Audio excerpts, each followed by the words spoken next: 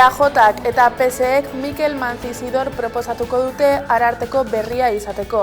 Duela 4 hilabete Manu Lezertuak kargua utzi zuen eta haren ordezkoa izendatu arte Inez Ibañez de Maestu behin-behineko arartekoa da. Alderdi jeltzaleak eta sozialistek Manzizidor proposatu dute nazioarteko zuzenbidean aditua. 3. alderdi bat beharko dute hautagaitza behin betikoa izateko. Gipuzkoako Foru Aldundiak 113 lanpostutik 13 lan eskaintza publiko martxan jarriko dituela adierazi du. Haietatik eren batean ez da derrigorrezkoa izango hizkuntza eskakizuna aurretik izatea eta egiaztatu ahal izateko epe bat eskainiko da. Lanpostu horiek herritarrekin harreman gutxien dutenak izango direla baieztatu dute. Hala ere, euskarakiko duten konpromisoarekin tinko jarraituko dutela argitu dute.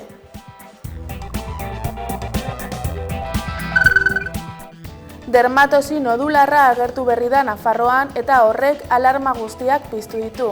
Euskal Autonomia Erkidegora heldu ez den arren, prebentzio neurriak ari dira aztertzen. Nafarroako gobernuak animalien azokaik, lehiaketak eta erakusketak bertan behera uzteko agindu du azaroaren 30 arte.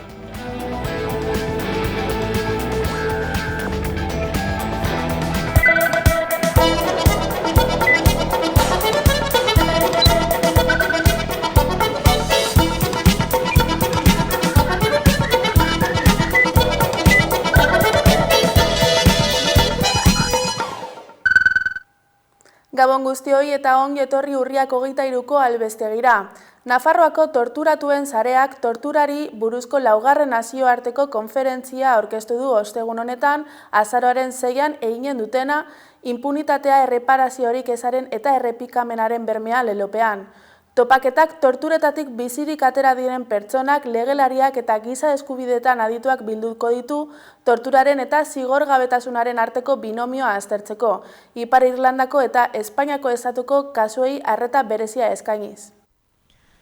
Nafarroako torturatuen sareak torturari buruzko 4. nazioarteko konferentzia aurkeztu du azaroaren 6an eginen dutena. Nafarroako gobernuaren laguntzarekin antolatuta aurtengo leloa inpunitatea erreparaziorik ezaren eta errepikapenaren bermea da. Aurreratu dutenez aurtengo konferentzia tortura eta inpunitatearen binomioan zentratua dago. Eta saioak 2 atal izanen ditu. Batetik Ipar Irlandako kasua ezagutaraztera emango dute eta bestetik Espainiako estatuan torturaren aplikatzeak eta inpunitateak dituzten ezaugarrien azterketa eginen dute. Nafarroako torturatuen sareak torturari buruzko 4. nazioarteko konferentzia aurkeztu du ostegun honetan, azaroaren 6an eginen dutena. Inpunitatea erreparaziorik ezaren eta errepikapenaren bermea lelopean.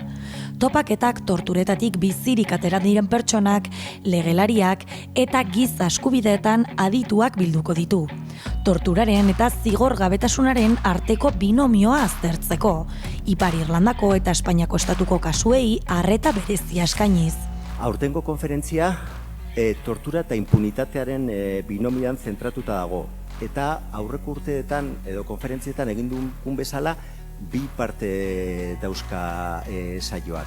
Lehenengoa gehiago nazioarteko testuinguruari begirakoa eta bigarrena gure testuinguruan zentratua. Lehenengo zatia Ipar Irlandako kasuan zentratuko da eta bertan John Finucane abokatua hizlari egonen da. Hitzaldiaren 2. zatian, Espainiako estatuan tortura aplikatzeak eta inpunitateak izan dituzten ezaugarriak aztertuko dira. Nafarroa eta Euskal Herriaren testuinguruan. Lasa eta Zabala, Mikel Zabaltza eta Jose Miguel Etxeberria Naparra bezalako kasu emblematikoetan lan egin duen abokatuak Inigo Iruinek parte hartuko du honetan. Nafarroako torturatuen sareak daukan ikuspegi antipunibistatik ere ezinbestekoa iruditzen zaigu Espainiako estatuan torturaren impunitate nabarmenak duen funtzionamenduari eta ondorioi buruz hausnartzea. Ez bakarrik torturatuen benetako erreparazioa ezinezko bihurtzen duelako, baizik eta torturaren iraupena eta birsortzea ahalbidetzen duen mekanismo nagusietako bat delako. Horregatik, sareak espazio bat eskainiko dio memoriari eta torturaren salaketari lotutako sorkuntza artistikoari. Eta azaroaren 9an, egiazko 3 antzezlan aurkeztuko ditu Pinaku igunean. Gau iluna, argia iluntasunean eta nire gure torturaren oihartzuna. Erakundeak azpimarratu du zigor gabetasunak erreparaziorako oztopo nagusia izaten jarraitzen duela eta salatu du Espainiako estatuan justizia bermatzeko eta gehiegikeria horiek ez errepikatzeko mekanismo eraginkorrik ez dagoela.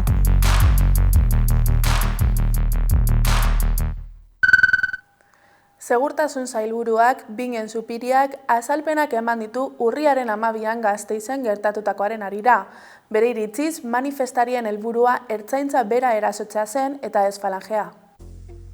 Bingen Zupiriak segurtasun sailburuak asteazken honetan urriaren 12an Gasteizen emandako gertakarien balorazioa egin du. Sailburuak argi utzi du manifestarien helburua zalantzarik gabe ertzaintza erasotzea zela, ez falangea. Ildo horretan adierazi du istiluen sorrera etzela eman falangeak elkarretaratzea deitu zuelako, baizik eta beste talde batzuk haiengana joan zirelako haiek jotzeko asmoz. Bide batez, Zupiriak azpimarratu du falangea legezko erakunde politikoa dela, eta 1976tik barne ministerioko alderdi politikoen erregistroan inskribatuta dagoela. Ohartarazi du, 2008an falangea Euskal Herrian egon zenean ere istiluak egon zirela. Manifestarien aurka egin du berriro ere, esanez, aurtengo istiluetan parte hartu zutenak 2008koetan aritutakoen seme alabak direla. Testuinguru honetan 14 erakunde memorialistek hitzarmen bateratu baten bitartez jakinarazi dute Eusko Jaurlaritzako giza eskubideen eta biktimen arretarako zuzendaritzan salaketa jarriko dutela. Azaldu dutenez, urriaren 12an simbologia frankista eta diktadura goraipatzen zuten elementuak erakutsi ziren. Diktadura frankistaren biktimen gutxiespena eta humilazioa eragiteko asmo nabarmenarekin. Bestalde, Zupiriak ere asteazkenean jakinarazi du ertzaintza atxilotuen jatorriaren berri ematen hasiko dela. Erabaki horren aurka agertu da EH Bildu. Azaldu dutenez, urteetan indarrean egon den irizpidea aldatzea ultraeskuin faxistaren presioak baldintzatu du. Izan ere, sailburuak berak aitortu du Alderdi Popularraren eta Voxen presioa dela eta hartu dutela erabakia.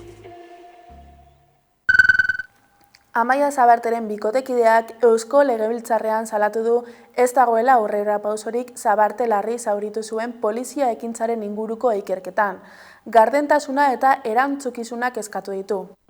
Amaia Zabarteren senarrak Legebiltzarrean salatu du ertzaintzak bere emaztea zauritu zuenetik oztopoak jasan behar izan dituztela gertatutakoa argitu eta arduradunak aurkitzeko saiakeran. 2024ko martxoaren 5ean Realaren eta PSG-ren arteko futbol partida hasi aurretik ertzaintzak larri zauritu zuen Amaia Zabarte. Joseba Noboak bere senarrak Legebiltzarrean salatu du ekintza arduragabe eta guztiz neurrigabea estali nahi dutela. Ildo horretan adierazi du segurtasun kameretako irudiak jasotzeko baimena ukatu dietela eta erantzuleak identifikatzea ezinezkoa dela jakinarazi dietela. Noboak berretsi du egun hartako oldarraldia etzegoela justifikatua eta horretan parte hartu zuten agenteen profesionaltasuna zalantzan jarri du. Ikerketa serio eta oso bat eskatzen dugu, justua eta inpartziala dena eskatu du senarrak. Halaber, justiziaren utzikeriaz ere mintzatu da. Azaldu salaketa jarri eta 5 egunera auzia artxibatu zutela.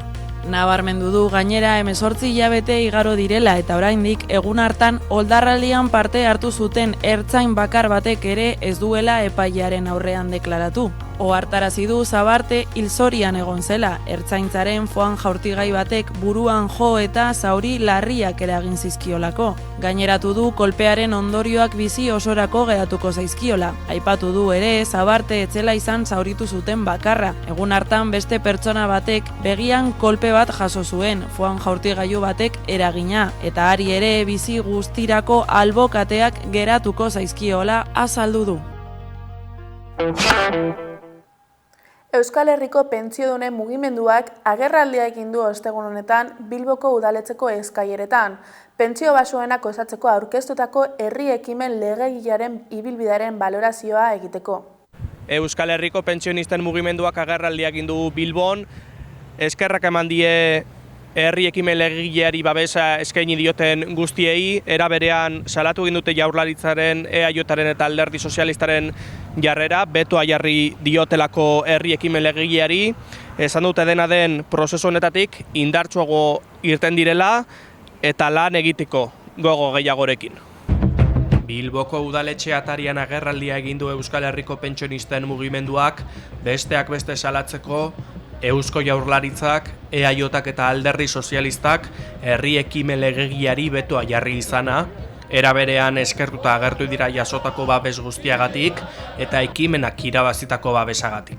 Nabarmendu nahi dugu oso pozik gaudela egindako bidearekin. Oso pozik. Oso pozik da batez behi izan dugun babesagaitik. Ez da bakarrik 155.000 pertsona sinatu dutena.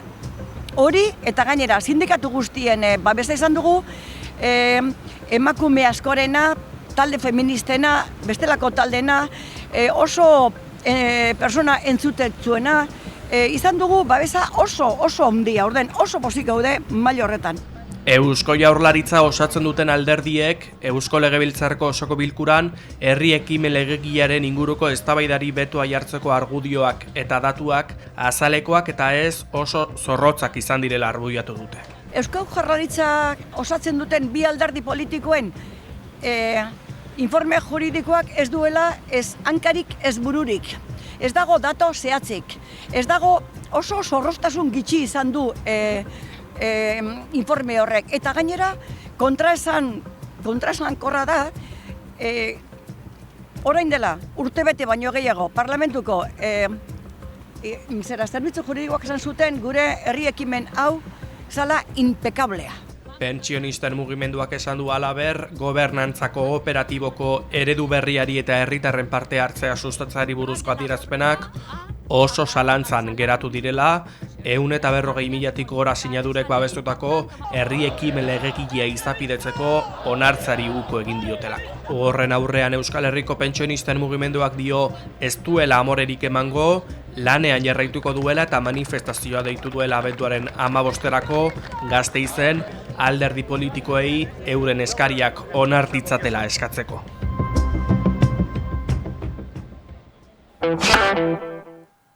Tabakalera Kultura Garaikidearen Nazioarteko Zentroan eta Kutxa Fundazioa Kubo Aretoan erakusketa berri bat inauguratu dute Maider López artistaren ukitu. Bertan izan da gure berri emaile Udane Arbeo, konta iguzu. Maider López artista donostiarraren bakarkako erakusketarik handiena inauguratu dute Tabakalerak eta Kutxa Fundazioak ukitu izena du eta bizentrotan banatuta dago. Tabakaleran eta Kursaleko Kubo Aretoan. Azken hamarkadako artistaren 25 proiektu biltzen ditu. Eta urte berezioneri bukaera emateko, iruditu zitzaigun Maider Lópezeri bakarkako erakusketa eskaintzea ideia ezin hobea zala. Erreferentziazko artista da Maider gure eremuan, eta bazen garaia ere Donostian berriro bere ibilbideari arreta berezi bat eskaintzeko. Aipatu den bezala, erakusketa egoitza bitan banatzen da, baina erakusketa bakarra da, zati biek elkarren osagarri dira, eta osotasun horretan azken finean erakusketak arteak eta bereziki konkretuki Maiderren lanak ingurutzen gaituen horri, edo ingurutzen gaituen hori eraldatu eta ukitzeko duen ahalmenari buruz deritzon, horri buruz egiten duen erakusketa bat da. Nire lanak espazioarekin harremana zuzena dauka, eta Tabakalera eta Kubo salak forma ematen dute oraingoan nire lanak. Orain, utziko zaituztegu gaurko elkarrizketarekin Usue Garroren eskutik. Kaixo guztioi eta ongi etorri. Gure aurrak ere badira plataformak elkartasun eguna antolatu du larunbat honetarako Bilbon, herri palestinarrari eta berezeki Gazako aurrei babesa erakusteko. Guztioni buruz hitz egiteko eta plataformaren egitekoa zere berba egiteko, gaurkoan konektatuko dugu Izaskun Guarretxena gure aurrak badirakeko kidearekin. Arratsaldeon, mila esker gurekin hitz egiteko tarte bat topatzeagatik, Izaskun. Eskerrik asko zuei, tarte hau emateagatik. Hasteko jendea beste behin ere berriz kokatzeko, konta iguzu noiz eta zein kontestutan sortu zen plataforma? Nik uste dute plataforma hau sortu zen orain dela urte eta erdi, pixka bat guraso elkarte ezberdinak bildu, eta manifestu baten inguruan, bai eskola publikoako guraso elkarteak, baita ere ikastoretako elkarteak, batu ginen, pixka gure preokupazioa zelako Gazan gertatzen ari zena. Gehien bat, gertatzen ari zena umeekin, zenbat ume erailak izan diren, zenbat ume zurtz geratu diren, zenbat ume inolako babesi gabe geratu diren, eta pixka bat lema argia da, ez? Gure aurrak ere badira, ez? Orduan elkartasun olatu bat sortu nahi izan genuen, zapatekin hasi ginen ekimen ezberdinak lotzen, hasi ginen ikastetxetan, pasan urteko kurtso bukaeran ikastetxetan dinamika batea abiatu genuen, elkartasun argazkiena, elkartasun marrazkiena, elkartasun ekimenak, bakoitzak enda piko ikastetxe baino gehiago parte hartu zuten. Hasi ginen Bilbon, gero Gasteizen hasi izan beste talde bat, elkartu ginen, Gipuzkoan ere jendea hurbildu da, eta Euskal Herriko hainbat eta hainbat elkarte parte hartzen dugu. Gainera ere bai, badaude hainbat eta hainbat kolektibo ere bat egiten dutela deialdi hauekin, bai alde batetik sindikatuak, eta beste alde batetik EIGE, beste alde batetik Kastolen elkartea. Beti ere guk deialdia lotzen diogu hezkuntza munduari, edo deialdia egiten diogu hezkuntza munduari. Beraz, egun duzuen antolaketa izango litzateke, aipatu duzun bezala, lurralde bakoitzean talde bat duzue, eta gero kanpoko beste elkarte batzuek ere txikimendua erakusten dute zuen ekintzei dagokien ez okerrez bani banago, ezta? Bai, gara guraso elkarteko kideak, gara garenok, eta baina badakigu Palestinar herria eta gehien bat Palestinar umei begirako elkartasuna oso handia dela, eta jende asko eta pertsona asko mugitu egiten ari dira, eta mugitzen jarraituko dute. Azken hilabete honetan eraman dugu aurrera dinamika bat, hilabete hauek, iraila eta urrian, dinamika bat eskoletan, ostegunetan, elkartasun ekintzak egiteko, batzuk egin dituzte argazkiak, beste batzuk marrazkiak, eta beste batzuk mobilizazioak, ez? Oraingoan hau izango da, ostegun honetan izango da azkena, ja manifestazio nazionala hor dagoelako, eta, argi dagona da, Euskal Herria elkartasun herria dela, Euskal Herria genozidioa denuntziatzeko prest dagoela, eta Euskal Herria bere elkartasun osoa eta bere babes guztia nahi dio helarazi Gazako umei. Aipatu berri duzu ostegunetan eta egiten dituzuen ekintzak, pixka gehiago, xehetasun gehiago erekin konta dezakezu azken hori urte eta erdi edo honetan ze ekintza edo ekimen mota eraman dituzuen aurrera? Hasi ginen manifestu batekin, gero baita ere egin izan dugu elkartasun dinamikak eskoletan, egin izan genuen prentsaurreko masibo bat guraso elkartekin eta hainbat hezkuntzako eragileekin denuntziatzeko zein den egoera. Eta gero zentratu gara gehien bat hezkuntza komunitatean, aurrekin ere hor badago gure kide baten kide ezberdinak aurrera eraman duten parlamentuan ere egon ginen. Eskatu genuen batzorde batean eman ziguten hitza kontatzeko nola zeuden bertako umeak. Eta baita ere, ipuin bat badago ere bultzatzen duguna, eta ikusten dituzuen argazki guzti horiek eskoletan egiten diren ekimenak. Eta horiek dira, momentu honetan, gure indar nagusia, ez? Nola gure umeak badakite zer gertatzen ari den Gazan. Esan dugun bezala ere, larun bat honetarako elkartasun eguna antolatu duzue Bilbon, urriaren 25 honetarako. Konta iguzu pixka bat, egun osoko ekintzak izango dira, naiz eta arratsaldeko 5:00 mobilizazioa deitu duzuen, baina konta iguzu pixka bat zein izango den egun horretako egitaraua? Goizean lehen jarri duzuen bezala, badaukagu hitzaldi bat, Palestinaren historiaren inguruan. Bestetik badago ere ipuin kontaketa bat, pixkat ipuin bat sortu egin da, azkenean kontatzen duena zein den Gazako umeen errealitatea.